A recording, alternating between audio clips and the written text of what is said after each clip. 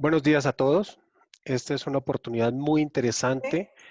Estamos invitando a todas las personas a participar en este foro. Estamos muy contentos porque tenemos un grupo de panelistas espectaculares y queremos compartirles las experiencias, queremos mostrar qué hacen como investigadoras, qué hacen como docentes, qué las motivó a presentar este tipo de actividades, qué las motiva a continuar. Y pues también queremos invitar a todas las personas a leer de fuentes confiables, a entender de dónde viene la ciencia y a revisar la información que nos llega. Esto es lo que nos motiva a presentar este foro. Tenemos un grupo espectacular de panelistas, todas relacionadas con el mundo académico, con una trayectoria importante en el campo investigativo y en el campo de la ciencia.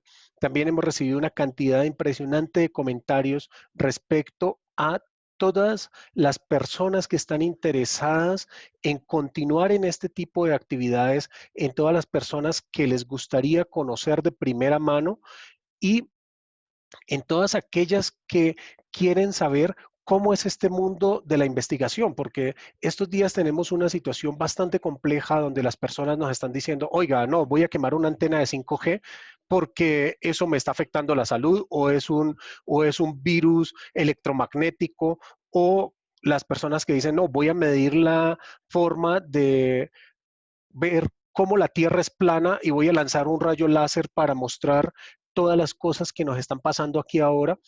Es muy complicado. Hace unos años yo empecé con esta preocupación respecto a las personas que invitaban a no vacunar a sus hijos, a las personas que tenían problemas con la información que les está llegando, pero desafortunadamente la tecnología y este tipo de medios, así como nos ayudan a acercarnos a la ciencia, también nos ayudan a alejarnos porque muchas personas creen en la información que les llega de primera mano.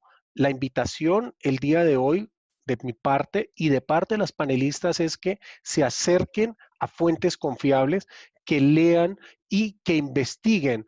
El movimiento de las noticias falsas es un problema, pero el movimiento de la información no confiable y de fuentes no asociadas a investigación es desastrosa.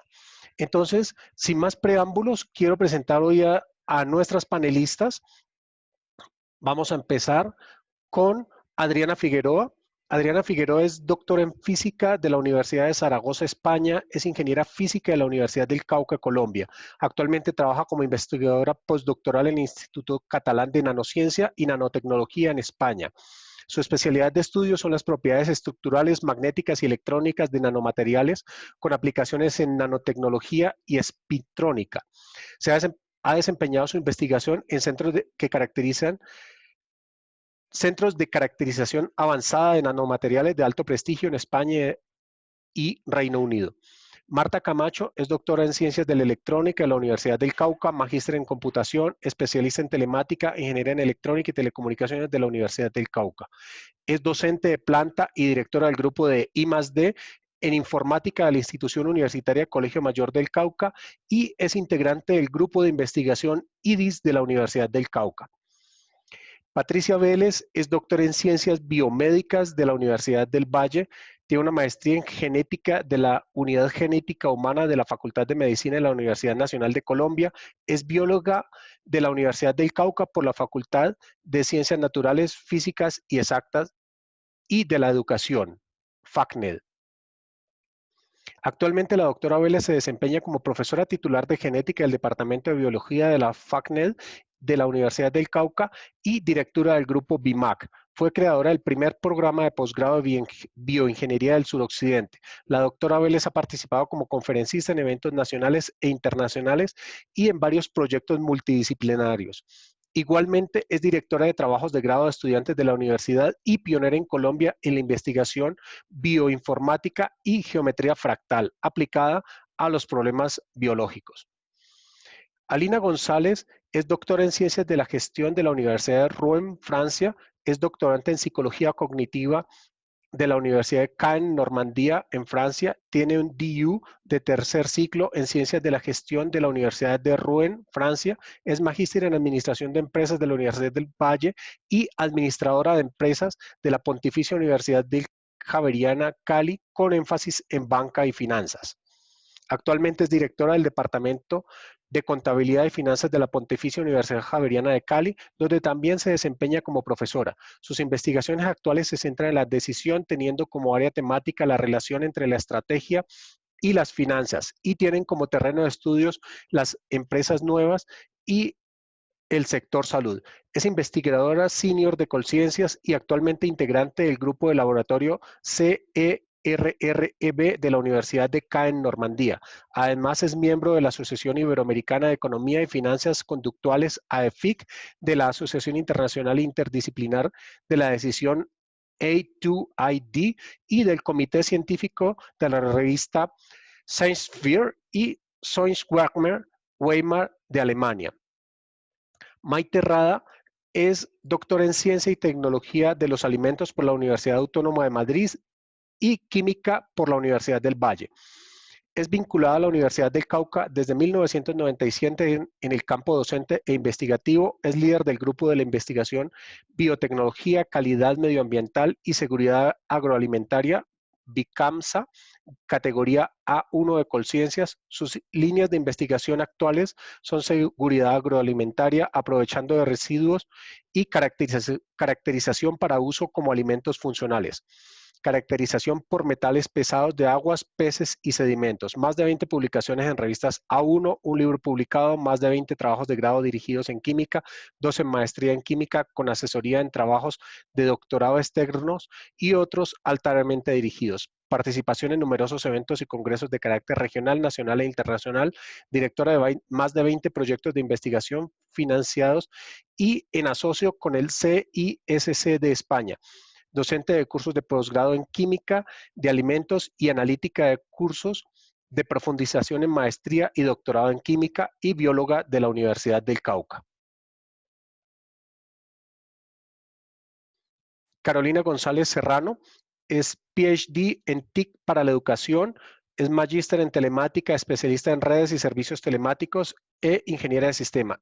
Es profesora titular del Departamento de Sistemas de la Facultad de Ingeniería Electrónica y Telecomunicaciones Universidad del Cauca, investigador senior del grupo I+D en inteligencia computacional y líder línea de investigación, sistemas inteligentes y educación. Como ustedes se dan cuenta, nuestro panel está compuesto de una gran diversidad de profesionales, todos ellos con una trayectoria impresionante en la investigación, unas hojas de vida espectaculares. Yo les agradezco mucho su participación en este foro y quisiera invitarlas con la primera ronda de preguntas. Quisiera saber qué los motivó a la investigación. Entonces, quiero invitar a Marta Camacho que nos cuente cómo fue su motivación por la investigación. Ok, muchas gracias, Calle, por la invitación a este foro. Y bueno, ¿qué les cuento? Lo primero es que yo quisiera contarles es que parte del proceso de cómo arranqué yo en la parte de investigación fue más un reto, fue más una competitividad. Es cuando a ti te dicen, tú no puedes hacer algo, tú no estás preparada para esto, tú no sirves, ¿sí? Fue un arranque de tropiezos y fue tratar de demostrar que uno sí es capaz de hacer las cosas siendo mujer en un área que está dominada, pues, o que tiene más parte de los hombres como tal. Pero eso es una motivación que dura un poco realmente. Esa es una motivación que arranca, pero que se queda. ¿Qué es lo que te motiva después? Ese desafío que hay en lograr superar retos, ese desafío que hay en conocer más cómo funcionan las cosas y ese desafío que creo yo que a los que somos profesores en la universidad nos impone nuestros propios estudiantes y es poderles dar respuesta, es poderlos guiar, es poder ponerlos a interesarse en qué es lo que viene después y qué es lo que pueden hacer ellos también desde profesionales, desde tecnólogos, qué podemos hacer desde la parte universitaria hacia los cambios que también ellos pueden esperar también de sus vidas. Yo creo que esa es la motivación que me ha mantenido más bien, aunque la primera motivación, como te decía, fue más competitividad, fue más resistencia tal vez.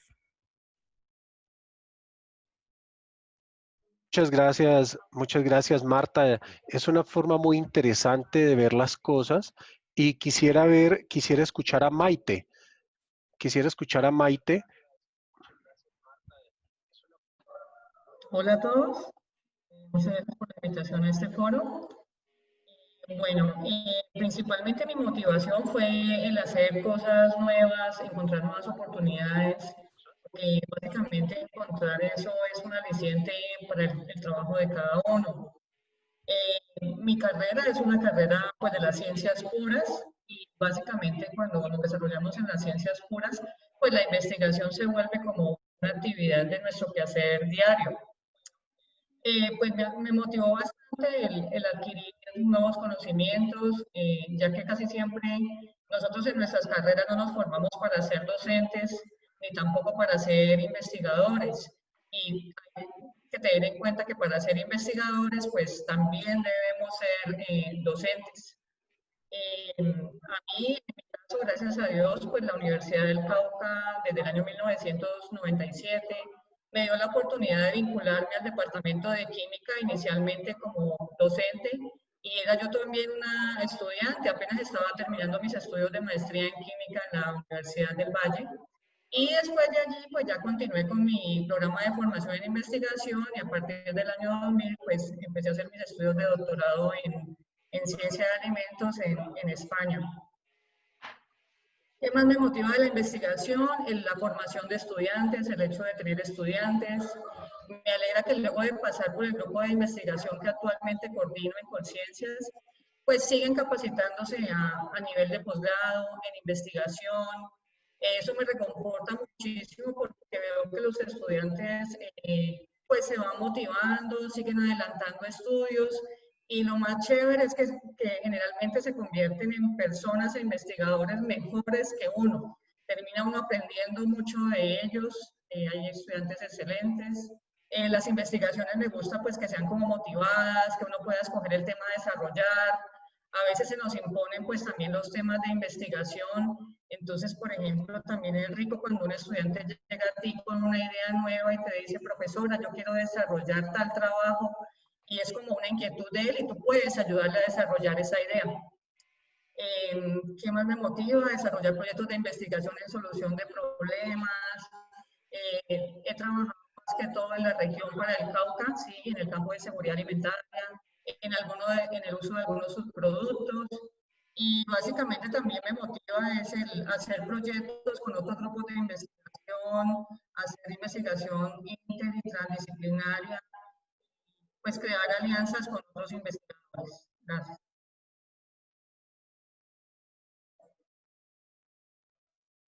Bueno, muy interesante, Maite.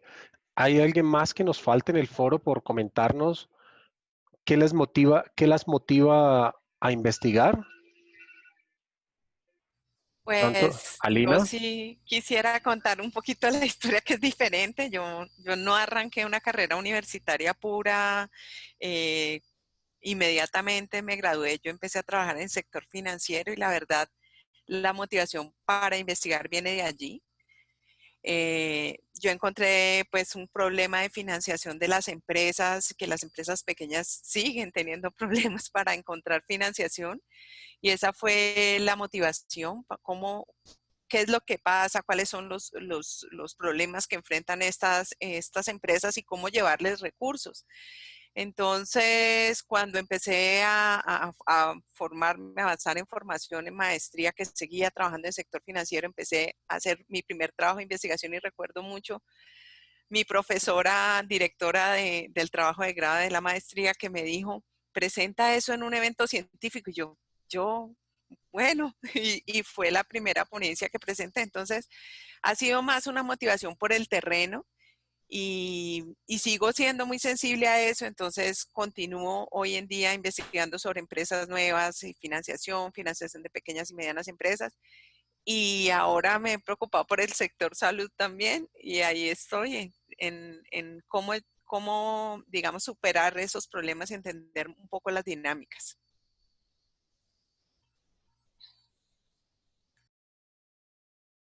Sí, a mí me parece muy interesante, Alina, porque el caso tuyo es un poco particular.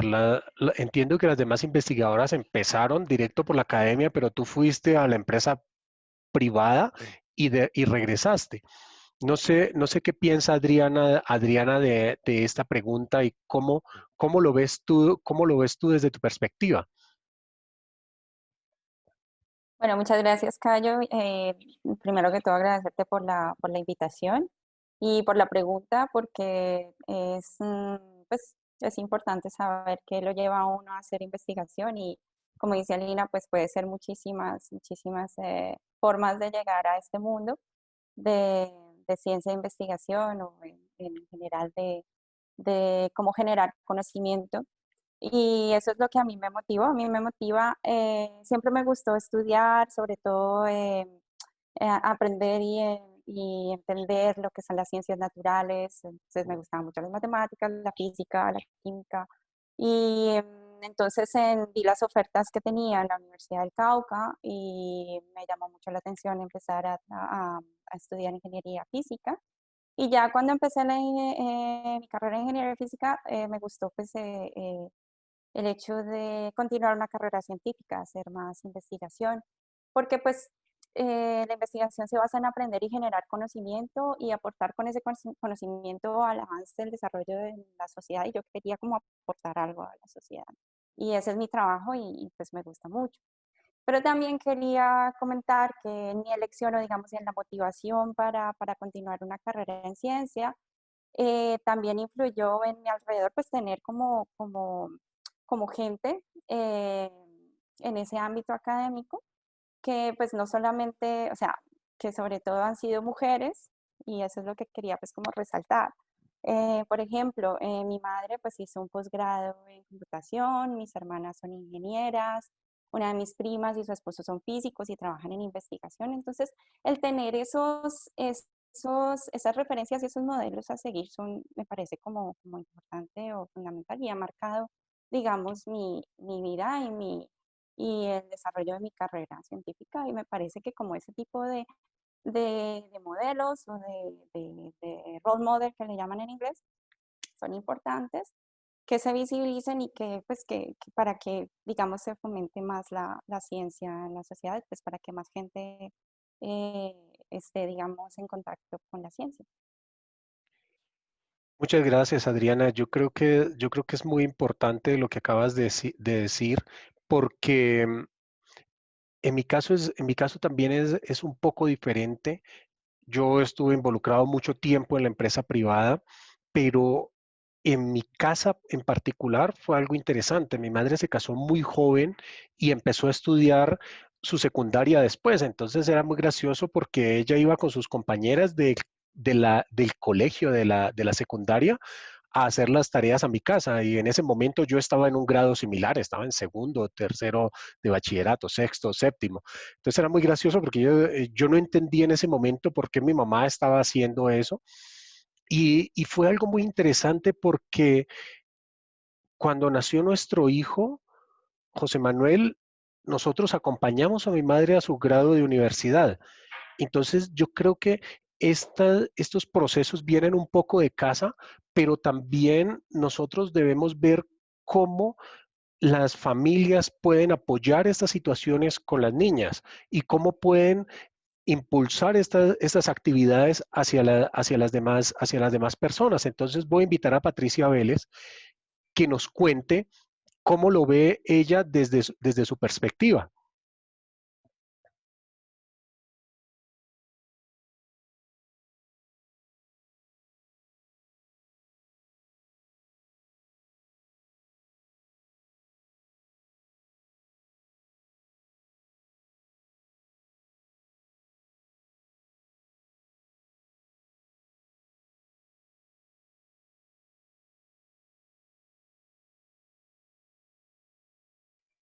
Patricia, estás en mute, Patricia.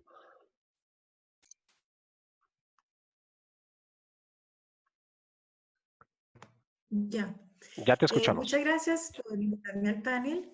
Me agrada mucho estar aquí con este grupo de mujeres tan interesantes. Qué chévere. De aquí vamos a salir haciendo un proyecto, créanme.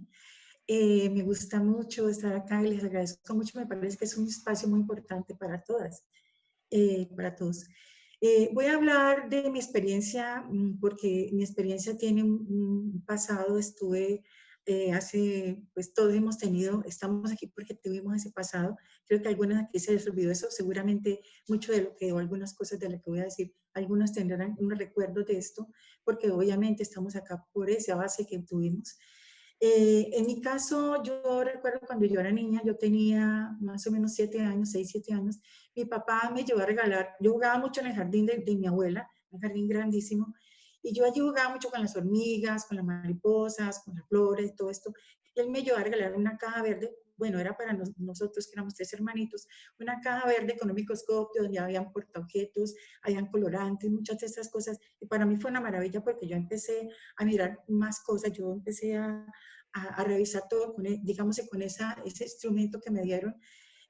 Hacíamos terrarios de hormigas con mi hermano, que ahora es médico. O sea, hacíamos una cantidad de cosas que para mí eran como abrir un mundo nuevo. Mi padre me motivó en eso. También en mi casa había unas revistas que él coleccionaba que llaman Tecnirama, ¿no? Que eran folletos, una revista, cada una como con un tema especializado. Y eran tan didácticas que yo hoy en día pienso que por eso entendí todo, muchas cosas, leí de Mendel, muchas cosas aprendí allí, era muy, muy bueno. Y también nos llevaba esas revistas de mecánica popular, nosotros revisamos y miramos todo ese tipo de cosas. También debo mostrar el aporte que hizo mi madre con una tenacidad, porque ella ha sido muy tenaz, siempre me enseñó que todo es posible, que todo se puede, que yo puedo hacerlo si yo quiero, que puedo aprender muchas cosas y avanzar en muchas cosas si yo puedo, si yo quiero hacerlo sobre todo.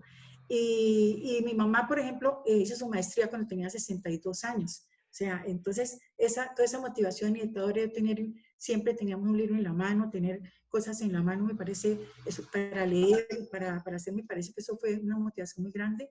Luego en el colegio, la profesora Nilsa Montoya, yo soy de un pueblo que se llama Zarzalvalle, un pueblo que amo con todo mi corazón, donde nací. Allí ella también me enseñó y también me empezó a mostrar lo de la genética. Tal vez ella no tiene en cuenta ahorita en este momento esta dimensión que me causó, pero me causó mucho impacto. Yo soy genetista ahora.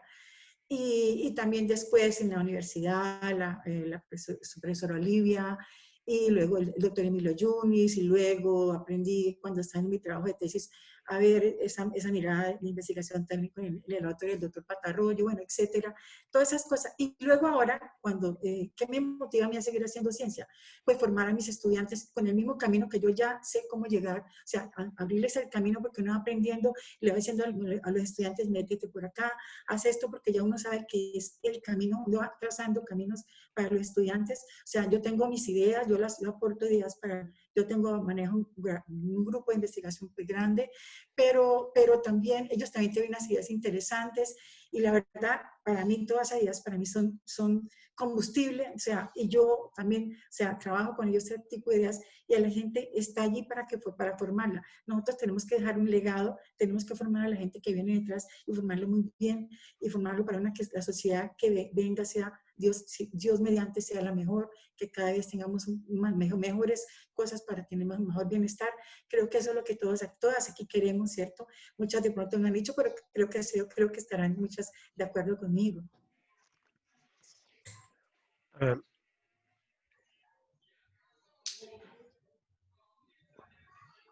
A mí me parece muy interesante, Patricia, porque conozco a tu familia hace mucho tiempo y, y entiendo también las circunstancias en las cuales ustedes empezaron a investigar, y es muy, muy interesante. Me gustaría, me gustaría que Carolina nos contara desde su perspectiva cuál fue su motivación, qué la motivó a ella a empezar a investigar. Vale, buenos días. Gracias, Cayo, por la invitación. Sí, bueno, también tomando algo de lo que mis compañeras han comentado, pues primero resalto la importancia de la investigación, no solamente en mi disciplina, la ingeniería, sino a lo largo de todas las disciplinas, pues porque es aquel componente que nos permite ser competitivos y ser académicamente excelentes. Para nosotros como ingenieros, pues que somos creadores de soluciones, realmente estar involucrados en procesos de investigación es supremamente importante porque nos permite estar actualizados, nos permite construir conocimiento y aportar de manera adecuada en la resolución de problemas. Desde mi experiencia personal, pues yo me gradué de la universidad, mi deseo de superación es el que siempre me impulsaba a no conformarme con las cosas que tenía, sino seguir adelante buscando nuevas proyecciones para mi futuro profesional.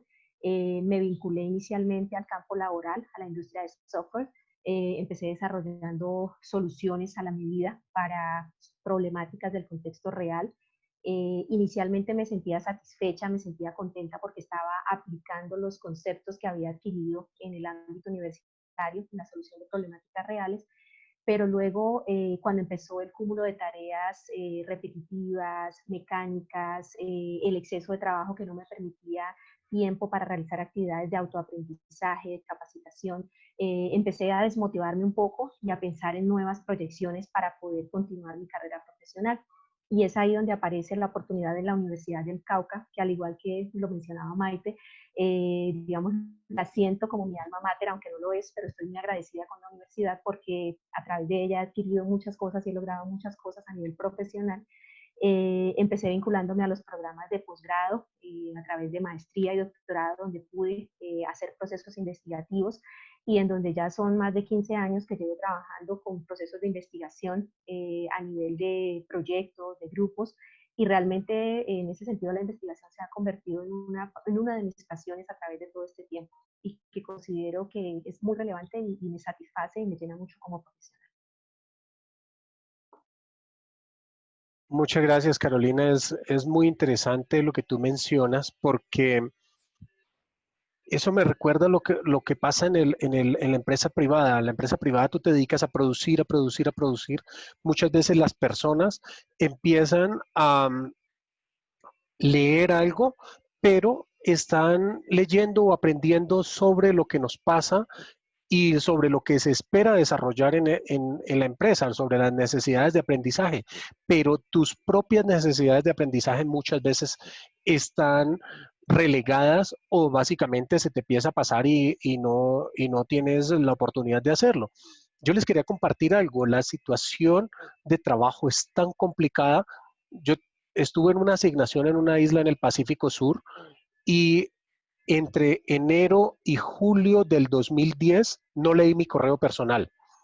Eso fue una bandera enorme. Me dijo, oye, estás trabajando de 7 de la mañana a 11, 12 de la noche todos los días, sábados, domingos, y no tienes nada de tiempo para tus cosas. Imaginen si eso es el correo personal ahora, la familia, pues por supuesto, tú compartes y todo, pero ese balance entre vida académica, vida profesional y vida familiar es complicado. Y yo creo que desde el punto de vista de la academia es más fácil tener el balance en ese proceso que desde el punto de vista de la empresa privada.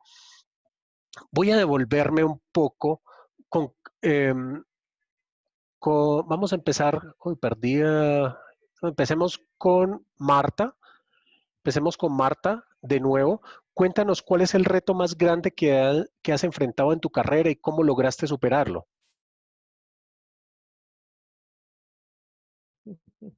Si me puedes a comenzar otra vez, véalo. Sí, no, Bueno, estaba cambiando el orden, pero te vi de nuevo ahí. Dale, para el tranquila. colmo, para el colmo. Bueno, mira, yo creo que retos hay muchísimos, hay muchos, muchos, muchos que se presentan. Inicialmente, como te dije, yo creo que el primer reto que yo tuve que enfrentar y que yo creo que es el de todas, es como ganarnos un lugar, ganarnos nuestro espacio en el trabajo y ganarnos también una credibilidad. Sí, o sea, que lo que digamos, que lo que hacemos, que lo que pensemos, sí tenga un valor también no solamente para nuestros estudiantes, sino para nuestros compañeros de trabajo y obviamente también, ojalá, permitir más allá todavía, o sea, la comunidad, las mismas empresas. Entonces yo creo que ese es el primer reto que uno enfrenta cuando arranca en la parte de investigación, es como ganarse un lugar, ganarse ese espacio, ¿ya? Existen otro montón de retos también, o sea, a diferencia de lo que tú me decías, yo creo que también en la academia sufrimos de eso, sufrimos de tener que balancear un poco nuestro trabajo, pero a la vez también nuestra parte investigativa, pero a la vez también nuestra familia, ¿sí? Y ese balance no siempre es tan fácil de hacer, no siempre es sencillo, yo a veces le digo que es como una mesa, ¿sí? Alguna de las patas te cojea y lograr ese balance es muy complicado. Yo creo que eso es algo, un reto que también enfrentamos día a día. Y uno de los retos también que implica es cómo llegar también a los demás, cómo llegar a motivar a nuestros estudiantes a que sigan trabajando, a que sigan produciendo también en la parte investigativa. Ya, la institución, el Colegio Mayor donde yo trabajo, es una institución que tiene carreras tecnológicas, también tiene carreras profesionales y estamos empezando pues a trabajar en la parte de carreras de posgrado, en carreras de maestría. Hay que motivarlos desde la tecnología también porque desde esa área también podemos empezar a hacer cosas interesantes desde el punto de vista de investigación y desde el punto de vista de empezar a combinarnos y a unir fuerzas también con las mismas empresas. Yo creo que esos son los retos que estamos presentando como tal, ¿ves? Y yo diría que es un reto que siempre vamos a tener, que siempre vamos a tener el cuento de nuestra credibilidad, o sea, lo que tú decías al inicio, o sea, ahora hay muchísima información, pero muy dispersa, hay cosas que lastimosamente no son lo que deberían de ser, y llegar a creer que la gente, y llegar a que la gente lea un poco más que un solo estado en Facebook y lo crea, o solamente un estado en WhatsApp y lo crea. Hay que llegar a buscar cómo lograr que las personas lean y se enteren y sean más críticas también en esa parte de la lectura. Yo creo que ese es un reto que enfrentamos nosotros todos los días.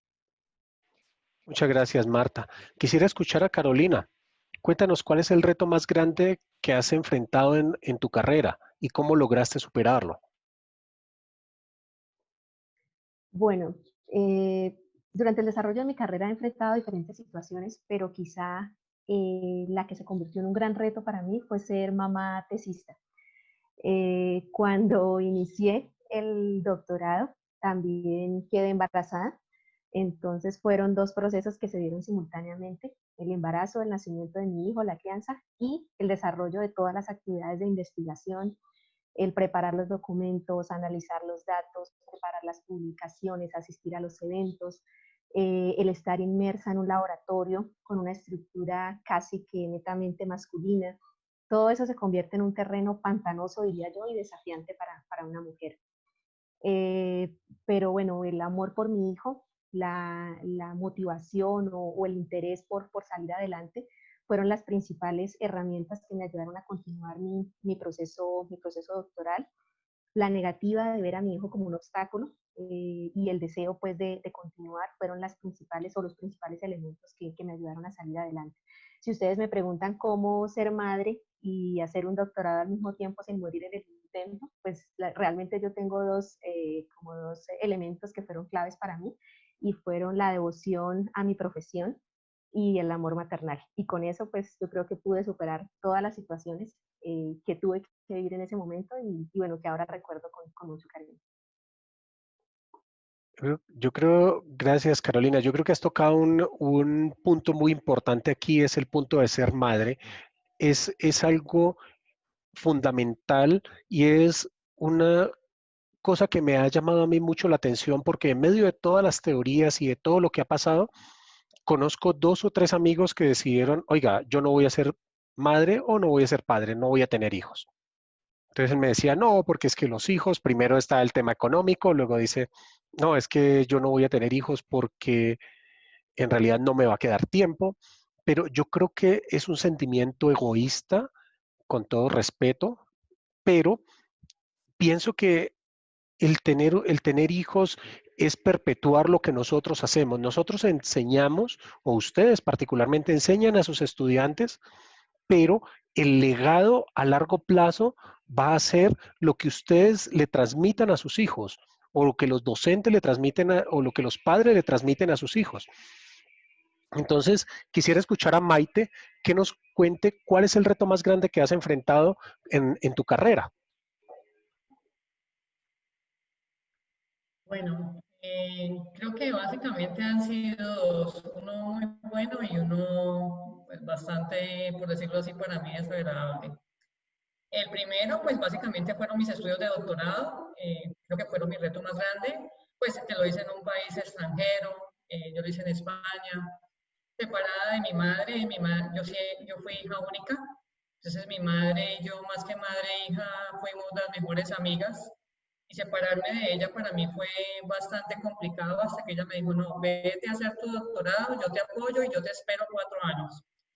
Así fue, me fui para España sin conocer a nadie, y pues llegas a un país extranjero donde te empiezas a encontrar con compañeros que son brillantes, excelentes, y pues tú también tienes que trabajar duro para demostrar que, pues, que tú también tienes tus capacidades, y pues al final podemos empezar a competir y volvernos muy parecidos en sus capacidades a ellos. De esa experiencia, pues al contrario de Carolina, yo tuve mi primer hijo, tengo ahora dos. Mi primer hijo lo tuve ya terminando la parte experimental y llegó para la sustentación. También fue una situación bastante dura, pero muy agradable.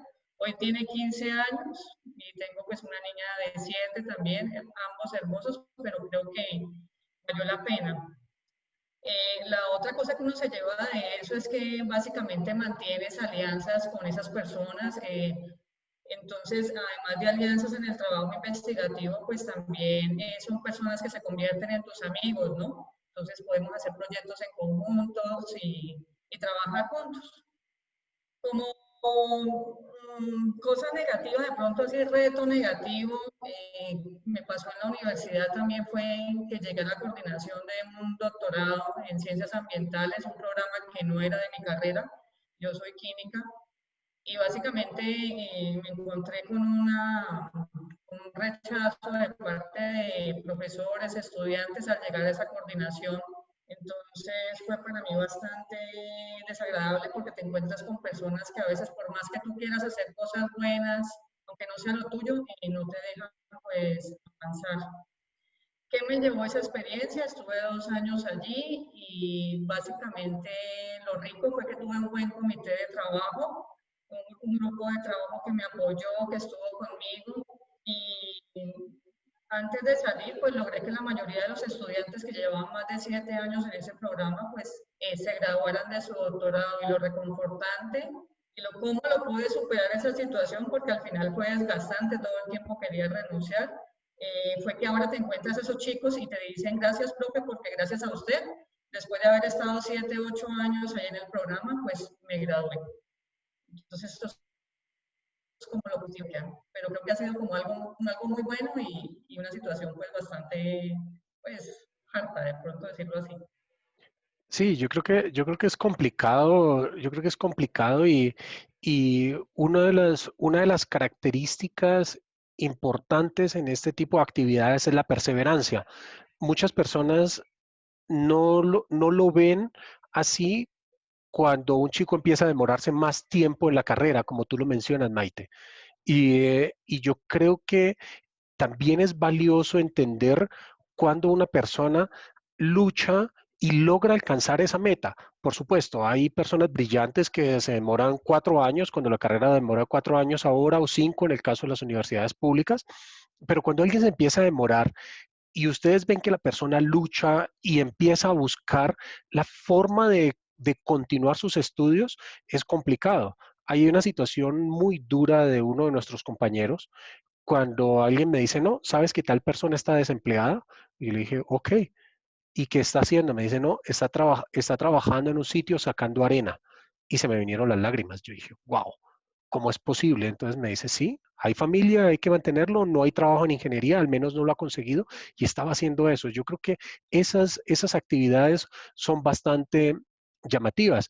Quiero invitar a Adriana que nos cuente cuáles han sido sus retos y continuamos con Patricia. Nada, muchas gracias, Cayo. Pues yo quiero como recoger muchas de las ideas que se han planteado ya, porque por ejemplo, Marta hablaba acerca de cómo nosotras como mujeres tenemos que digamos, hacernos visibles, o digamos, o que reconocidas, ese reconocimiento como mujeres científicas para para progresar en nuestra carrera, para avanzar en nuestra carrera. Y eso, por ejemplo, es fundamental para poder conseguir recursos para trabajar y para hacer nuestra investigación. Entonces, uno de los retos de los que yo quiero hablar es precisamente hablar sobre cómo nosotros en ciencia estamos constantemente buscando apoyo y financiación para poder trabajar o hacer nuestra carrera de investigación o nuestros estudios en investigación, porque muchas veces no es fácil y muchas veces lo que hacemos es aplicar a convocatorias así que son muy competitivas, y para eso pues necesitamos demostrar que nuestro trabajo vale, que nuestro trabajo o sea, que lo que hemos hecho, que nuestra carrera digamos, es valiosa y relevante, lo que hemos hecho, nuestros estudios son relevantes. Entonces, siempre es un reto. Cada vez que aplicamos a una convocatoria, por ejemplo, ya sea para pedir una beca o para pedir un proyecto de investigación, de financiación o contrato, siempre es algo muy competitivo y son retos constantes a los que nos enfrentamos. Y pues una forma digamos, de superar esos retos es contar con el apoyo de la gente. O sea, afortunadamente yo durante mi carrera he sentido el apoyo de mucha gente, tanto en los grupos de trabajo donde me he desempeñado mi investigación, también la dedicación y la perseverancia, como lo comentabas, porque hay que volver muchas veces ser perseverante y seguir digamos, si te dicen que no una vez, pues y tienes otra oportunidad, pues volver a intentarlo, no decaer. O sea, siempre como mantener ese esfuerzo y pues no sé, intentar que, que no caiga esa motivación, porque pues es importante siempre estar motivada. Eh, Muchas gracias, Adriana. Me gustaría escuchar a Patricia cómo ve ella el reto más grande que ha tenido enfrentado en su carrera y cómo lograste superarlo. Mi reto, bueno, yo tengo que hablar digamos que 3 retos que están, yo creo que en primer plano. El primer reto lo tuve cuando yo estaba en la Universidad Nacional. Yo tenía que hacer mi trabajo de tesis, estaba con mi maestro en genética, Emilio Yunis, y yo tenía que montar mi proyecto.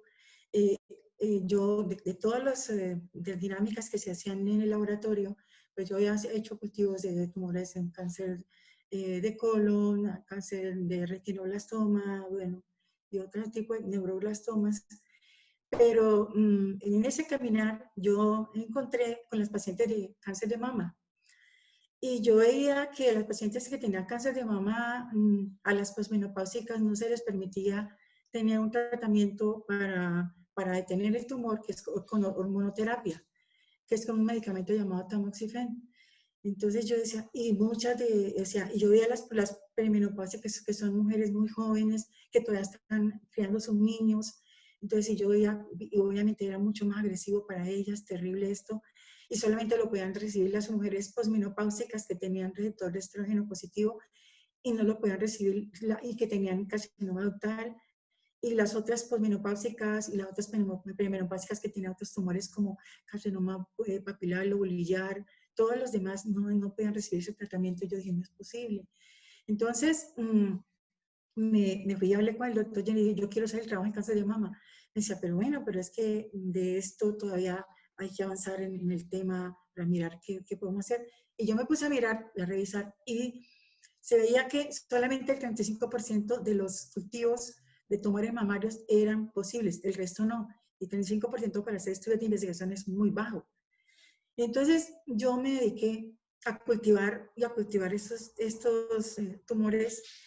Doctor Jenny, yo salía con mi blusa de laboratorio llena de de frasquitos para tomar biopsias en los hospitales en Bogotá. A las 5:30 de la mañana estaba lista y a las 6:30 estaba en las salas de cirugía.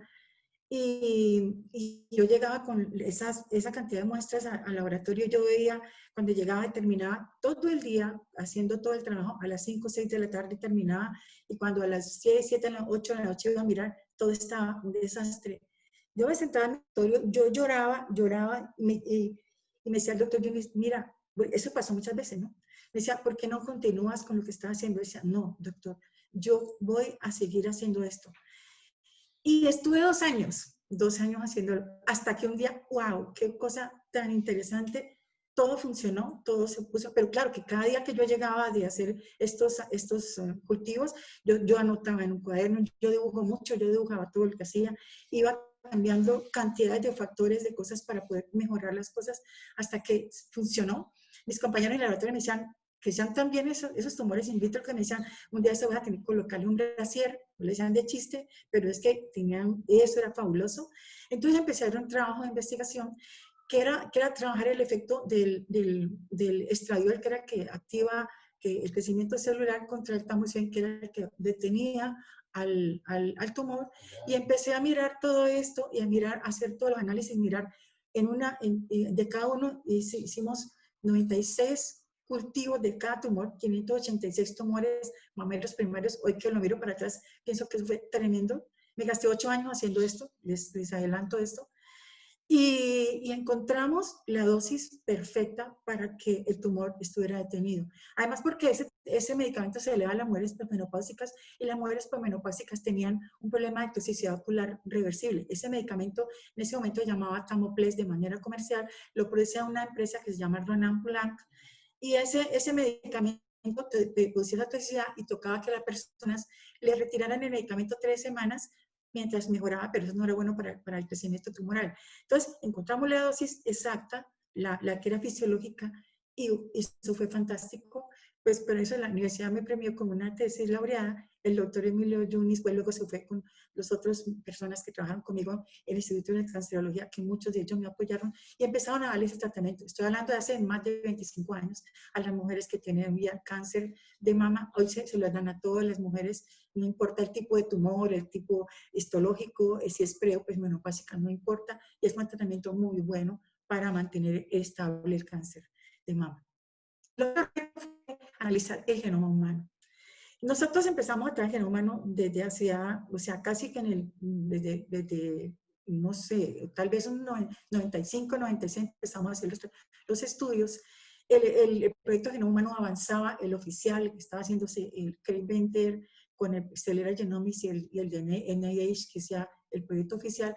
Nosotros también empezamos a analizar con nuestra, digamos, con nuestra habilidad y nuestra disponibilidad tecnológica acá en Colombia, analizar cómo se entendía la estructura y la función de los genes, y empezamos a trabajar con ellos. Y bueno, todo el mundo nos decía, ¿cómo es posible? Pues es que ellos están trabajando ya estas cosas con tanta tecnología. Pues nosotros logramos hacer un trabajo interesantísimo, y logramos hacer todo el análisis multifractal con una estrategia novedosa que se afinó, que la afinamos con mi colaborador Pedro Moreno, que es mi esposo también. Entonces empezamos a afinar esto y hicimos un trabajo interesantísimo con el genoma humano, y luego un equipo de colaboradores también estuvo con nosotros en este trabajo. Y en este momento tenemos, por ejemplo, una tabla periódica de los cromosomas humanos con los cuales podemos medir una secuencia sensible a mutación con 97% de confiabilidad. O sea, eso fue algo que superamos muy interesante. Y el tercer reto, que es tal vez el de lo más lindo, el más humano, está partido en 2 partes. Uno, que es mi familia, ¿no? Es poder tener al mismo tiempo allí a mis 2 hijitas, que les quiero mucho, tener toda mi vida familiar, tratar de estar en armonía con ellas, tratar de estar juntos en esto, porque esto es también a ellas, a mis hijas les debo todo esto. Y a mi esposo, pues que hemos trabajado mucho en este tipo de cosas. Y la otra parte que te digo que es dual, es empujar a todas las estudiantes que tengo, que quiero mucho, a los cuales todos los días les estoy impulsando para que sigan creciendo y haciendo más cosas, porque creo que todas estas cosas son posibles, ¿no? Por ejemplo, yo cuando cuando les comentaba lo del trabajo de cáncer de mama, que me decía que no siga, que pare, que no sé qué. No, yo soy muy intensa, lo reconozco. O sea, yo no conozco a él, yo siempre digo, vamos para adelante. ¿Cómo es posible que no le pueda dar este tratamiento a una persona? Sí, yo siempre encuentro, siempre pienso que hay salidas, siempre lo pienso así. Y en muchas cosas, yo siempre busco más opciones. Cuando algo me dicen que es fácil, que no se puede, busco más opciones, siempre soy así. Maite me conoce mucho en eso, nosotros hemos empujado muchas cosas. Sí, siempre hay opciones, siempre hay mucho para hacer. Entonces, yo creo que aquí todas compartimos este tipo de cosas porque creo que he escuchado algo parecido en otros de mis copanelistas, ¿sí? Sí, muchos retos. Nosotros las mujeres creo que tenemos en muchas cosas, tenemos de pronto una fuerza para buscar salidas, ¿no? Y bueno, yo pues como les comento, sí me considero intensa cuando lógica, ¿no? No es una irracionalidad, ¿no? Cuando yo veo que las cosas son posibles, yo sigo haciéndolo y yo sé que lo logro si yo lo quiero hacer. Muchas gracias, Eso es. Patricia. Yo creo que es un aporte bastante interesante porque desde el punto de vista de tecnología, nosotros siempre tratamos de ayudar a la gente, de tener un contacto social con las personas, de ayudarlos a tener mejor internet, a tener acceso a las comunicaciones, a tener acceso a las otras actividades, pero muchas veces nosotros no vemos que hay otros campos desde los cuales se debe y se puede ayudar a la gente porque, por supuesto, tú no te ganas nada dándole un teléfono celular a alguien si esta persona no tiene con qué comer o no tiene el acceso a los recursos médicos para sus actividades. Quiero invitar a Lina a que nos cuente desde su perspectiva cuáles han sido los retos más grandes que has enfrentado y cómo. Y antes de darte la palabra, recordando algo de lo que dijo Patricia, estaba pensando en lo que pasa en los hospitales en algunas partes de Asia y en el Pacífico Sur. Muchas situaciones, y en muchas situaciones el ingreso al hospital significa salir sin vida. Ese es el problema. Y yo agradezco mucho a los científicos que han ayudado a mejorar esta situación y a darle oportunidades de vida a las personas. Alina, te escucho. Bueno, pues para mí el reto mayor, mi doctorado, mi primer doctorado. El primer doctorado, pues lo hice en Francia y cuando empecé y me matriculé yo no hablaba francés. Entonces tuve que aprender a hablar francés. Pensaba no irme de Colombia y me tuve que ir a vivir 5 años a Francia. Tenía 2 hijas pequeñas. Dejar a mis hijas fue súper complicado. Eh, ¿Y cómo lo superé? Yo diría que fue una solución social, fundamentalmente, y una solución de amor en muchos casos. Mi mamá cuidó mis hijas, mis amigos me soportaron en momentos muy difíciles. Decíamos que nos hacíamos terapia de grupo con otros doctorandos colombianos que habían en CAM, que vivíamos casi todos. Eh, Conocí mucha gente que me terminó ayudando. O sea, si yo cuento la historia, pareciera como que me hubieran puesto, o sea, como que todo hoy tiene sentido. Conocí a tal persona que me ayudó con el trabajo de terreno, conocí a tal persona que me ayudó con la redacción de la tesis, porque 350 páginas, que es una tesis francesa, pues no son fáciles de escribir en un buen francés, ¿no? Un francés académico. Y pues lo anímico siempre fue un reto porque estar separada de mis hijas fue difícil, pero gracias a la tecnología, entonces estaba todo el día conectada a Skype viendo mis hijas en la tarde colombiana, en la noche francesa, entonces yo estaba allí con ellas y conversábamos y ellas hacían cosas y me tenían ahí como acompañándolas desde lo tecnológico. Aprendí a hablar francés y muy buen francés, al punto de dar clases en francés. Pero fue muy difícil, o sea, desde lo anímico fue complicado. Ni hablar de lo financiero, porque entonces yo hice un doctorado ya grande, mis hijas ya tenían, la menor tenía 5 años. Entonces, pues encontrar financiación por una persona cerca a los 40 años para hacer un doctorado, después de los 30, para hacer un doctorado no es fácil. después de los 40 más difícil todavía. En ese instante, la verdad, la Javeriana fue la que me ayudó y me financió. Sin el apoyo de la universidad no hubiera sido posible.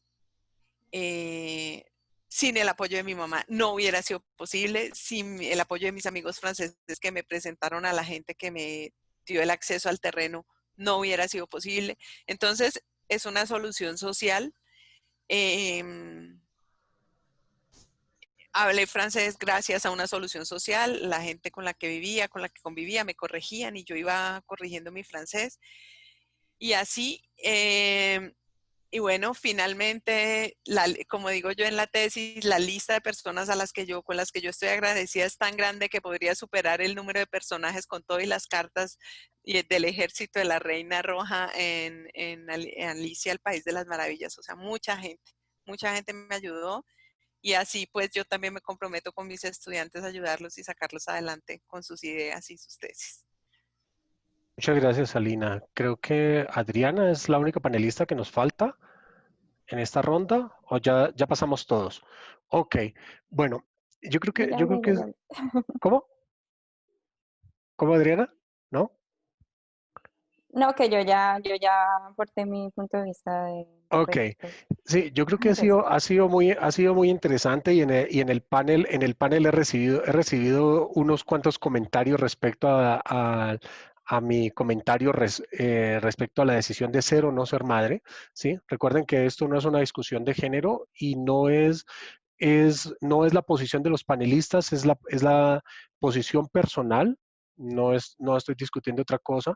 Em, quería invitarlas a cerrar con la última pregunta rápidamente, es ¿cómo masificar el conocimiento? ¿Cómo podemos desde la academia ayudar a masificar el conocimiento y cómo podemos mirar nosotros esta posición de parte de ustedes? Entonces, si quieres, Marta, te doy la palabra.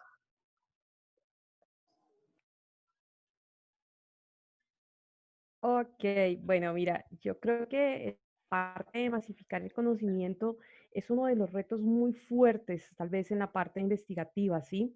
Pero, pero yo creo que también hay que hacerlo un poco gradual. Una parte yo diría que hay que mirar cómo intervenir desde nuestro punto de vista de la parte de investigación hacia nuestros mismos estudiantes, hacia nuestros propios cursos y cómo interesarlos y cómo lograr que ellos empiecen a hacer cosas como te decía o como les decía hace un rato, o sea, cómo lograr ir insertando cosas de investigación desde la parte de la tecnología, desde la parte de los cursos profesionales, de los proyectos profesionales, ya eso es una parte de que lograr masificar. Tú decías algo antes de que comenzáramos el foro y es que es muy difícil a veces la lectura de los artículos, tal vez por su propio lenguaje científico, tal vez por la longitud que tienen, tal vez por la complejidad que a veces hacen. Pero yo creo que hay que buscar formas, hay que ingeniárselas también como docentes de cómo llegar también a ellos, cómo llegar a nuestros propios estudiantes. Y frente a una de las discusiones que tal vez y una de las preguntas que están haciendo dentro del mismo foro, eh, si bien no es una discusión de género, porque tampoco me considero que sea una feminista extrema, yo creo que sí hay que buscar estrategias para ir llegando a cada grupo de personas. Sí, hay que buscar estrategias también de cómo logramos que hayan más mujeres que trabajen también en la parte investigativa, que trabajen también en la parte técnica como tal. Y una de las cosas que están haciendo, y le respondo pues a una de las preguntas, es que también se están haciendo investigaciones de cómo lograr, por ejemplo, que hayan más mujeres estudiando ingeniería de sistemas, cómo lograr que esas mujeres aguanten más. Y hay algo que estaban diciendo mucho que es la parte de la persistencia, pues cómo lograr también que esos pequeños retornos que también tomamos, por ejemplo, a veces en los semilleros de investigación, que logren continuar y sigan también trabajando. Yo creo que la parte de masificación hay que hacerla con muchas estrategias y dependiendo del grupo al que vayamos. Uno que es para la parte educativa, como profesores, pero también desde el punto de investigación, cómo involucrarnos también más con las empresas y cómo hacerlas partícipes. Eso se ve mucho en otros países y se ve también en algunas de nuestras ciudades colombianas, pero en muy escasos tipos. Entonces hay que buscar cómo también llegamos ahí para que la experiencia sea mucho más fructífera y para que veamos más cosas, más resultados como tales.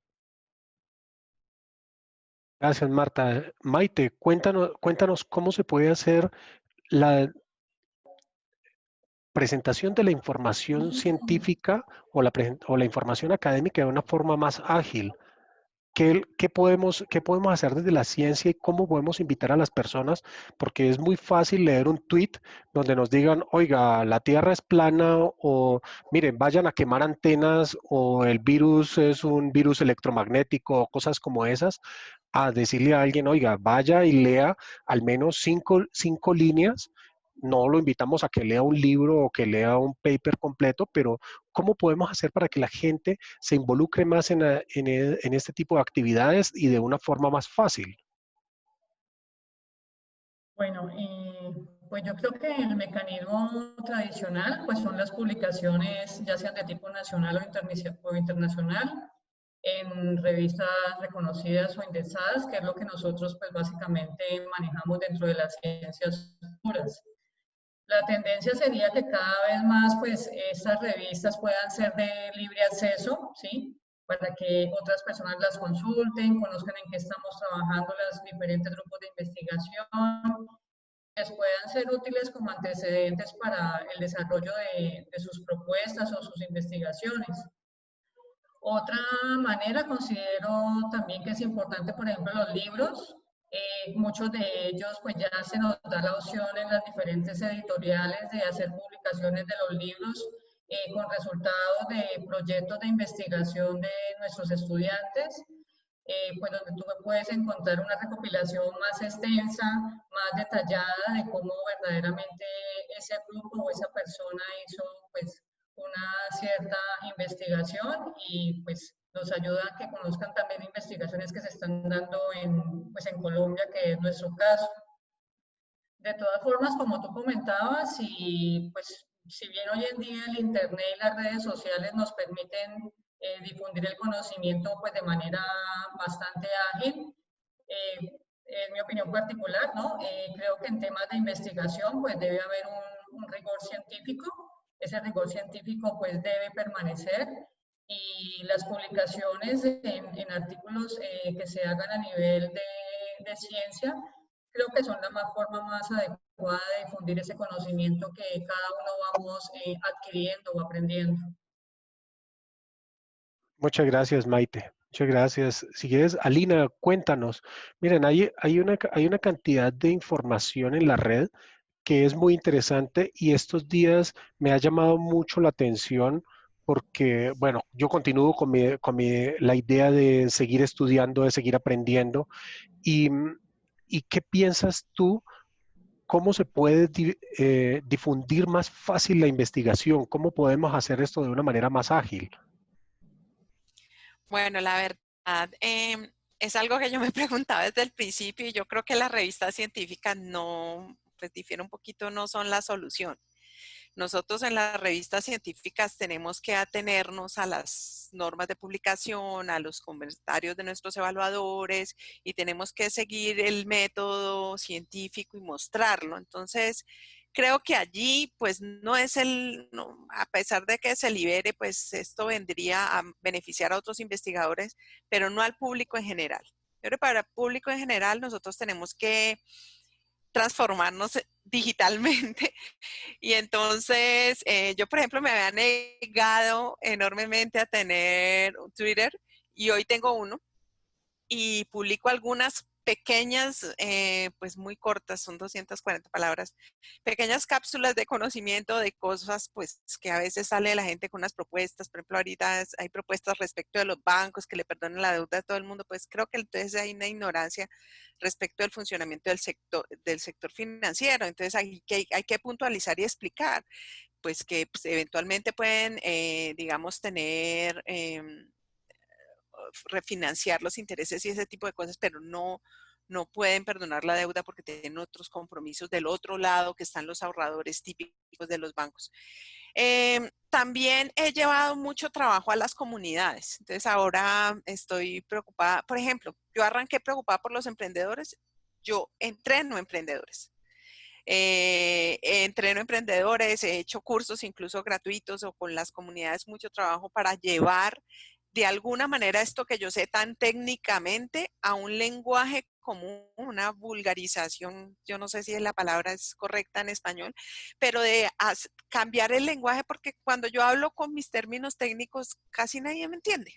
Entonces es mejor bajar un poquito el lenguaje y simplificar para que al menos una base de conocimiento, y en este caso lo que me corresponde a mí, que son las finanzas, le llegue a la gente. Estamos dando desde la universidad talleres gratuitos a estudiantes de colegios públicos y privados para que mejoren sus competencias en educación financiera, porque la educación financiera hoy es casi que una competencia ciudadana vital para poder interactuar en este mundo, y no tener conocimiento financiero es una cuestión grave para las personas, grave para la economía, grave para las organizaciones, unos conocimientos financieros básicos. Entonces me ha tocado seleccionar de todo ese universo que yo sé, unas cosas básicas que tiene que saber la gente y llevarlas a un lenguaje común para que puedan participar. Y entonces hay internet, las redes sociales, el trabajo en redes, pero en redes con las comunidades, con la Cámara de Comercio, con otros actores del ecosistema empresarial, pues me han podido ayudar, pero obviamente eso es propio de mi campo de conocimiento, ¿no? Yo creo que el campo de conocimiento tuyo es muy importante, Alina, porque en la situación que estamos, como tú mencionas, hay muchas ayudas de los bancos y muchas prebendas económicas, pero hay que entender atrás de esas ayudas que si a ti te corren 3 meses un crédito, no es que te están perdonando 3 cuotas. A ti lo que te están diciendo es que te vas a demorar más tiempo y al final vas a pagar más intereses, un poquitico más de intereses, digámoslo de esa manera. Me parece muy interesante lo que estás haciendo con Twitter porque en estos días también se está presentando un fenómeno interesante que son los videos cortos. Ustedes buscan en internet una actividad o buscan un cómo hacer y encuentran un video de 2 minutos y esos videos se están disparando impresionantemente porque nadie se va a poner a ver un video de 15, 20 o de 1 hora para ver si pueden activar algo en 2 minutos. Voy a invitar a Adriana rápidamente, seguimos con Carolina y cerramos con Patricia en esta ronda.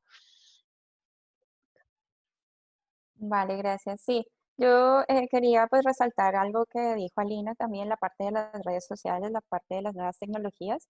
Es algo muy, muy fundamental aprovechar digamos, estas nuevas canales para llegar a la gente y para acercarlos a la ciencia, acercarlos a la investigación, acercarlos al conocimiento, al rigor científico, a que se creen un criterio, que sean críticos acerca de la información que llega, o sea, acercarlos a la ciencia como tal, porque la ciencia no hay que verla como algo abstracto, misterioso, lejano, que es como se vea, o sea, de que se ve, sino que hay que hacerla participativa y cercana y que la gente la valore, que apoye la investigación que hacemos, ya sean diferentes campos. Entonces, es importante acercar a la gente y digamos que utilizar esos nuevos canales es básico porque es como lo que se está usando ahora y si salen nuevas tecnologías y salen nuevos canales, pues aprovecharlo porque es la forma en que se llega a la gente.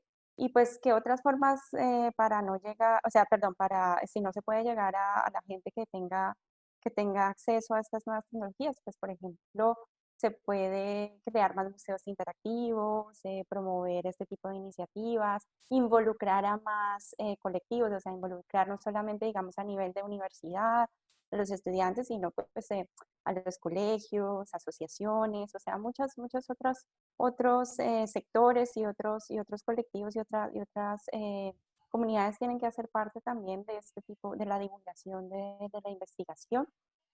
Y también muchos de estas, digamos, de esas iniciativas o de apoyar estas iniciativas, pues depende también de la eficiente destinación, digamos, de destinar esos recursos que hay de forma eficiente. Y entonces también la gente, las personas, los ciudadanos tienen que darse cuenta de que esto también es, digamos, a nivel político, hay que exigirlo, o sea, hay que pedirle, digamos, a los gobernantes a nivel de política, hay que exigir que los recursos se destinen bien, pues para que existan, se puedan financiar este tipo de iniciativas o para que haya apoyo a todos estos sectores en los que se pueda hacer divulgación de la ciencia y de la investigación. Muchas gracias, Adriana. ¿Tú qué piensas, Carolina? ¿Cómo se puede hacer más asequible el proceso investigativo o la divulgación científica hacia las personas? Rápidamente y cerramos con Patricia Vélez. Muchas gracias. Vale, bueno, yo realmente lo veo desde dos perspectivas, es decir, una que tiene que ver con la gestión del conocimiento efectivo en términos de cómo hacer que muchas mujeres se vinculen al campo de la investigación científica, de desarrollo tecnológico, que logremos que se motiven más por las carreras de ciencia, tecnología, ingeniería, matemáticas, más a estas áreas STEM, que seguro promueven y diversifican y fortalecen la economía en áreas de alta demanda para la industria. Entonces, deberíamos trabajar allí una serie de mecanismos en términos de gestión efectiva de conocimiento para lograr masificar ese conocimiento y motivar a estas mujeres, o pues en este caso, dado el foro, o a todas las personas que quieran vincularse a estas áreas. Ya el otro aspecto que tiene que ver más con el uso de la información, la divulgación y el cómo podemos hacerlo. Entonces, para mí el tema científico sí es como lo manifestaba Maite, o sea, son las publicaciones científicas, son digamos, los índices bibliográficos y los medios de divulgación reconocidos que le dan el rigor científico a la información, al conocimiento. Y pues ya otro tipo de información, aquella que va dirigida hacia la comunidad en general, pienso que allí hay dos elementos. Uno, como usuarios que divulguemos esa información, tenemos que ser responsables en el manejo y el compartir y el filtrado de esa información, y como usuarios que leemos y accedemos a esa información, pues tenemos que ser responsables y críticos para poder abstraer lo que nos sirve y saber pues si realmente es una verdad o es simplemente un rumor, y saber pues si podemos o no compartir este tipo de información. Entonces está en manos nuestras como responsables de esa divulgación. Muchas gracias Carolina. Yo creo que es importante lo que tú dices, que debemos ser críticos y debemos ser responsables con la información que compartimos. Patricia, cuéntanos tu punto de vista respecto a la masificación de la información y sobre todo la información con fuentes confiables. Bueno, estoy de acuerdo con muchos de los aspectos que ha mencionado. Y sí, me parece, por ejemplo, sí, me parece que es interesante, por ejemplo, divulgar sí, lo de las publicaciones es importante, pero hay algo que sería muy importante mostrarle a la sociedad, a todo el mundo, es que se conoce que se están haciendo investigaciones, o sea, la gente que no está metida en este mundo de ciencia está investigando, pero la gente no sabe. Entonces, ¿qué hay que hacer? Hay que mostrar los productos, pero para eso hay que elaborar como una especie de pipeline, como una especie de estrategias que van llevando a eso. Hay un movimiento, actualmente hay algo que se llama investigación translacional, ¿sí? Que es aquello que se constituye, se organiza, inclusive desde que uno está empezando a hacer el proyecto, o sea, para que todo lo que uno está haciendo vaya directamente al consultorio médico, vaya directamente al agro, vaya directamente a la industria, a la empresa, porque es así como la gente se da cuenta que la ciencia está aportando para la sociedad, porque es definitivamente lo que interesa.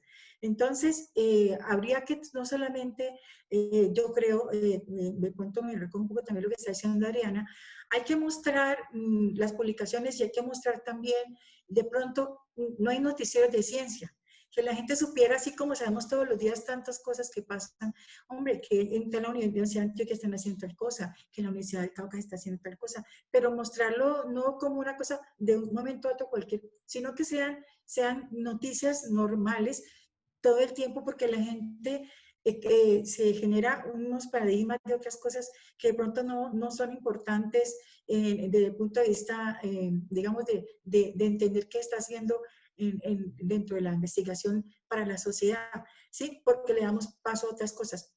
muchos aspectos y muchas cosas que se manejan en los noticieros, algunas son muy importantes, yo sé que hay muchas cosas, pero hay que darle espacios a esto porque si no se divulga no sabemos qué se está haciendo. Nosotros en Colombia no le comentamos a la gente lo que estamos haciendo todos. Y yo sé que en Colombia hay gente muy buena que hace cosas muy interesantes, pero no se conocen. O sea, la gente no sabe. Inclusive los mismos, ahora metemos a la empresa. La empresa no sabe lo que está pasando porque, bueno, aquí hay que empezar a articular mucho más todo esto de lo que se llama ciencia, Estado y sociedad. O sea, hay que articularlo y la empresa, ¿no? Todo hay que meterlo allí dentro de este paquete porque hay que hacerlo.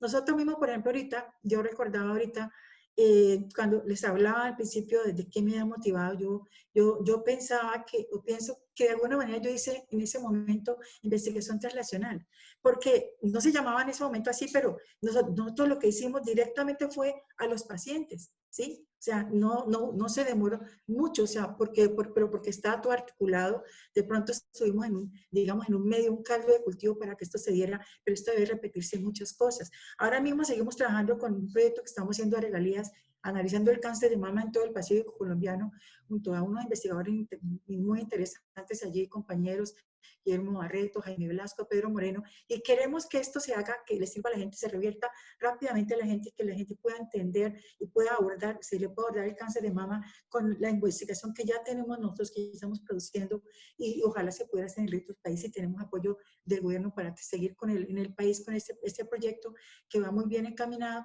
Entonces, nosotros, así este tipo de cosas, seguramente en muchos ámbitos hay muchas cosas para mostrar y para que se puedan aportar directamente a la sociedad. La gente lo que quiere ver es productos, pero para eso necesitamos también a nosotros que nos apoye, por ejemplo, la empresa, que nos apoye los medios de comunicación, que sea así, porque de muchas cosas no sabemos. Ahorita mismo estábamos nosotros con lo del coronavirus. Estábamos, y todos hemos estado trabajando, y nosotros en nuestro grupo de investigación, hemos estado trabajando con bioinformática, analizando el coronavirus, porque nosotros entendemos que hay que mirar el corazón del coronavirus. Sí, hay que meterse al tuétano del coronavirus para poder cómo lo podemos, digamos, a derrotar o cómo podemos hacer para que esto, de alguna manera, le podamos colocar una solución. ¿Sí? Y ya lo estábamos haciendo y mucha gente, seguramente otros compañeros están trabajando en eso. Y justo en esta semana salió un artículo que dice, la bioinformática es la que va a colaborar para derrotar el coronavirus, o sea, para derrotarlo o por lo menos para dar unas soluciones más prontas de lo que queremos, o de muchos de los que se quiere, de lo que se pensaba hacer, porque es que nosotros no abordamos este tipo de cosas y no se muestran, no se cuentan, y si no se cuentan, entonces pues no parece como si no pasara nada. Mi ciencia ahora, por ejemplo, está articulando algunos proyectos con la empresa. Eso me pareció muy interesante porque yo estoy en esas articulaciones ahora con el proyecto para coronavirus que nos está ofreciendo mis ciencias y hemos estado en este tipo de rondas con los empresarios para apoyarnos en las investigaciones que estamos haciendo para aportar en ese sentido con esa enfermedad, con esa pandemia. Pero son miradas, o sea, que se hacen de pronto por emergencias, y es que es una necesidad tan urgente, pero esto debería ser cotidiano, deberíamos hacerlo para todas las cosas. Seguramente genera mucho más tranquilidad para las personas, más bienestar, y obviamente hasta los niños ven a la ciencia como algo interesante, lo ven muy importante, y muchos niños van a querer de pronto ser más científicos y aprender más de las ciencias, para poder dar soluciones, ¿sí? Porque definitivamente esto es una cajita de cantidades de cosas donde uno puede sacar y meter cosas para poder producir cosas nuevas. Entonces esto es lo que a mí me parece que permitiría masificar a la investigación, hacer esto translacional, o sea, llevarlo, o sea, todo esto que he comentado, articularlo para llevarlo directamente a nuestro laboratorio científico, directamente a donde se necesita, al consultorio, a la empresa, al agro, a la industria, y entonces la gente lo puede usar. Ahora, hay un concepto, ¿no?, que lo olvidaba, el concepto de low cost, que ya está funcionando muy bien en muchas partes del mundo, obviamente en los países industrializados, es que lo que produzcamos sea de low cost, de bajo costo, que sea de alcance de todos, ¿sí? Que sea algo que se pueda socializar y se pueda facilitar a toda la gente que lo necesita. Eso Yo es lo creo que yo que, sí, yo creo, Patricia, que has incluido un tema bien interesante, que es el tema del low cost, porque la mayoría de panelistas han estado alineados con un tema, es el tema de las publicaciones y el costo de publicar y el costo de los artículos. Quienes están involucrados en la academia pueden ingresar a sus bibliotecas virtuales y bajar un artículo y ya. Pero si tú entras desde fuera y vas a bajar un artículo, te cuesta 10, 15, 20, 30 dólares o euros. Y eso es complicado. Yo les quiero dar las gracias a todas las panelistas por este gran foro. Nos extendimos un poco y mis disculpas con las personas del público. Vamos a cerrar con 3 preguntas muy rápidas y quiero empezar preguntándole a Marta Camacho. Yami Balanta nos pregunta que si en sus líneas de investigación hay enfoques de género o se tienen en cuenta. 2 minuticos, Marta, para responderle a Yami Balanta.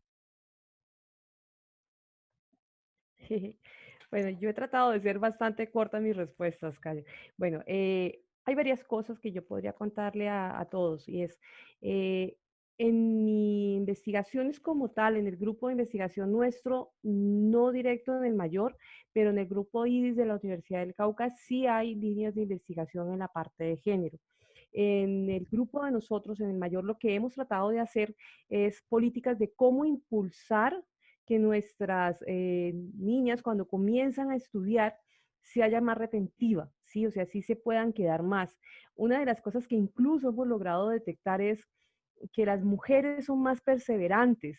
O sea, si bien tenemos un porcentaje más pequeño de mujeres que ingresan, también son más aguantadoras. O sea, normalmente la porción de las niñas que terminan sus carreras es mayor si la pudiéramos comparar con la parte de los hombres.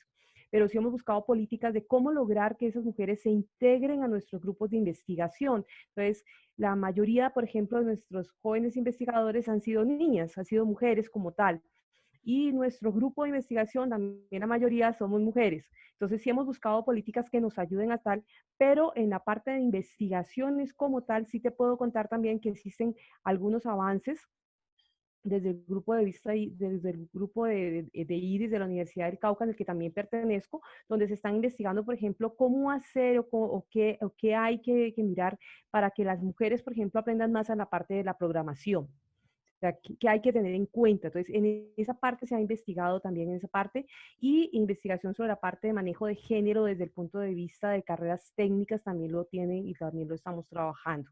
Entonces, sí hay trabajo en esa parte desde el punto de vista del mayor muy práctico de cómo lograr retenerlas, cómo lograr vincularlas también a nuestros procesos investigativos y mucho más académico también lo conozco. Así que sí existen trabajos de género que te podría mencionar. Muchas gracias, Marta. Aunque creo que, bueno, traté de poner la mayor cantidad de panelistas de puntos de vista diversos. Bueno, creo que nos faltó algo de ciencias sociales un poco aquí con respecto a lo que nos están preguntando, pero me parece excelente tu pregunta y con eso respondemos a Yami. Quiero preguntarle a Lina, ¿cómo ve el futuro de la investigación en Colombia? Nos pregunta Claudia Figueroa desde el panel. Bueno, está un poquito complicado porque si nosotros miramos o sea, el dinero no lo es todo, pero es buena parte. Y resulta que en los últimos años el presupuesto de Colciencias, ahora Ministerio de Ciencia y Tecnología, pues ha habido una reducción muy importante. Entonces, cuando se reduce tanto el presupuesto, es muy difícil que los investigadores, por ejemplo, que las universidades tengan las bases de datos para consultar los artículos libremente y que entonces se pueda desarrollar la investigación de forma más ágil. Esperaría uno que con este problema, con esta pandemia, haya más motivación por la investigación en salud, en tecnología, que pues realmente yo estoy en ciencias sociales y enfrento otras problemáticas, pero para mí es muy importante que hayan recursos para ese tipo de investigaciones, investigación dura en biología, en biotecnología, en física, en las ciencias duras, porque yo creo que de ahí se pueden dinamizar proyectos que terminan en patentes y que pueden realmente dinamizar todo el ecosistema de investigación en Colombia. Esperaría uno que la pandemia trajera eso, ¿no? Y que se canalizaran los recursos de la investigación, pero habría que tener una política de Estado que realmente facilitara la llegada de los recursos a todas las ciencias, incluidas las ciencias sociales, que es donde estoy yo, y que allí nos llegara también recursos, porque cuando, por ejemplo, yo salgo a buscar recursos para financiar mis investigaciones, que me lo pide mi universidad, que hasta ahora me ha financiado, pues yo no encuentro convocatorias. Las convocatorias se limitan mucho al campo en Colombia, al campo de la salud, y está bien, pero es que se requiere más recursos. O sea, yo no estoy pidiendo que nos quiten recursos, que le quiten recursos a la salud o a la biología, no, por el contrario, que lleguen más recursos allá y que alguna cosita nos dejen en las ciencias sociales, porque no hay apoyo real del Estado en ese tipo de cosas. Pienso que también se necesita que los empresarios y que las personas del común desmitifiquen un poco al científico. ¿Desmitificarlo en qué sentido? Pues que no piensen que es un loco por allá aislado, sino que eventualmente puede tener buenas ideas y que las lleven a la empresa y que las materialicen. Porque pues si la mayoría de nosotros somos profesores universitarios, y creo que estaríamos de acuerdo en que tenemos una vocación, y en ese sentido pues no nos vamos a ir de empresarios, pero habrá mucha gente que sí puede hacerlo, y entonces, y que tienen vocación de empresarios, entonces pueden explotar muchas de estas patentes y eventualmente desarrollos que se hacen en las universidades, porque hay un cierto recelo, tal vez por desconocimiento, a utilizar lo que está pasando en las universidades a nivel de investigación, ¿no? Se demora mucho también por hablaba ahora una de las panelistas que se demoraba mucho en llegar de la universidad hasta finalmente el terreno, pero eso pasa también porque cuando tú llegas con la propuesta a la empresa no te escuchan. Entonces, por eso también, pues empezar como a que esa triada de universidad, empresa, Estado, pues sea más activa en Colombia, y creo que ahorita con el ministerio sea posible, pero también se necesitan muchos recursos financieros. De acuerdo, Lina. Yo creo que has mencionado algo interesante, y es, primero, respecto a las ciencias sociales. Yo estoy encaminado con mis investigaciones personales y y las otras actividades sobre liderazgo, desarrollo de carrera y cultura organizacional, y desafortunadamente no he visto mucha interacción desde las empresas hacia la academia en estas áreas. Eso es el primer punto. El segundo punto, para mí en Colombia, creo personalmente que los temas de educación superior en algunas empresas no son valorados. Me refiero, bueno, aquí hay muy pocas personas en ciertas empresas del sector que conozco que tienen doctorados y están trabajando en empresa privada, que es el porcentaje diferente en Europa y en Estados Unidos. En Estados Unidos hay muchas personas trabajando en investigación, en desarrollo de mercados, en otras actividades, que son doctores, pero aquí no. Aquí prima la experiencia sobre lo otro. Y lo que yo he observado es que muchas de estas actividades, sobre todo actividades como MBAs, o que están muy en boga en estos días, la gente los está usando más para networking que para crecer profesionalmente dentro de las empresas, porque una empresa ve a alguien que tiene un MBA y pues básicamente me da la impresión que no están valorando el tiempo que usó esta persona para su formación académica, y es algo complicado. Patricia, última pregunta y 2 minutos antes de cerrar la transmisión. Dicen que si podrías contarnos los aspectos éticos en la investigación científica, sobre todo que la meta ahora es publicar, y la medición de la publicación, lo cual puede llevar malas prácticas. Es la carrera por publicar y la carrera por mostrar. ¿Cómo está involucrada la parte ética en eso? Gracias. No, pues yo considero que la parte ética, yo creo que no solamente ahora, sino desde siempre, tiene que ser como un eje dentro de todo estratificado, todo lo que tenga que ver con una investigación. Porque nosotros no podemos hacer nada que afecte a una persona, o sea, no podemos utilizarlo como un objeto de investigación, no se le puede cobrar para que, o que la persona, darle un beneficio para que la persona se someta a algo sin, o sea, sin haberlo enterado. O sea, aquí hay algo, hay un documento dentro de todos los proyectos de investigación que nosotros tenemos que hacer firmar a los pacientes o a las personas que llaman sujetos de investigación, que llama consentimiento informado.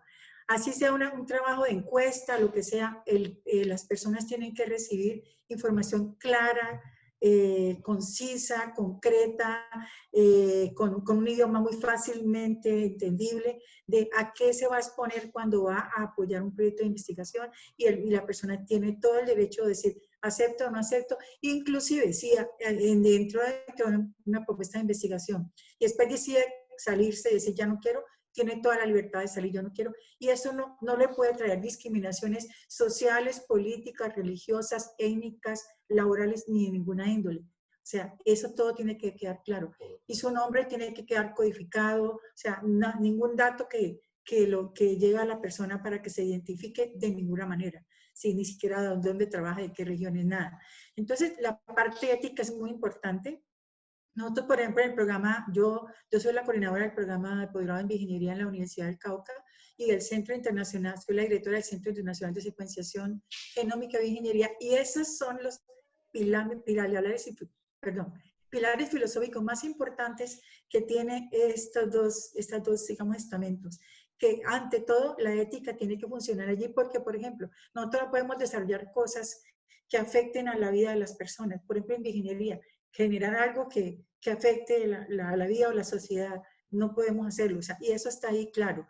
O sea, tenemos un manifiesto de bioética, lo tenemos escrito, y tenemos hecho unos principios bioéticos también ante el cambio climático, para que las personas también entiendan que muchas cosas con las cuales nosotros tenemos que ser solidarios y beneficiarnos todos como comunidad, como sociedad humana. Entonces, todas esas cosas hay que dejarlas escritas, y tienen que estar allí y tienen que hacerse cumplir. Pues ese es mi papel dentro de la parte ética que me toca y obviamente hacer respetar también la propiedad intelectual y el derecho de autor de las personas que están trabajando en cualquiera de los temas. O sea, a las personas se les respeta por una cuestión de principios éticos, una ética científica. Cada persona tiene lo que le corresponde, cada uno tiene lo que es, y esto debe jugar un papel muy importante allí, en todos los ámbitos de la ciencia.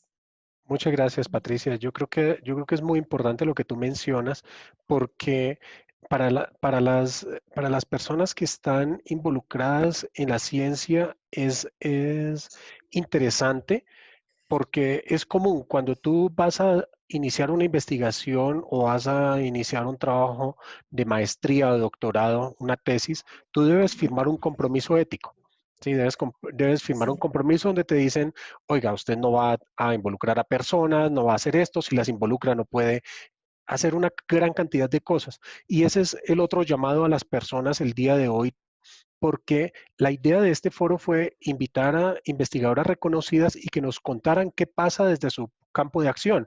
Y no es fácil decirle a alguien, oiga, vaya usted y se para y no, es que yo he tomado un oxímetro y me conecto el oxímetro a la mano y si me paro al lado de un equipo de telecomunicaciones, usted ve que el nivel de oxígeno se baja. Esas son aseveraciones muy peligrosas y pues también invitamos a las personas que por favor no hagan pruebas consigo mismas respecto a este tipo de situaciones. Quiero darle las gracias a todas las panelistas, quiero darle las gracias a todas las personas que participaron en este foro. Fue muy interesante y también indicarles que esto no era un foro de género, es un foro donde las mujeres nos cuentan cuáles son sus retos, cuáles son sus logros, cómo difundir más la ciencia y cómo llegar aquí. Muchísimas gracias a todos.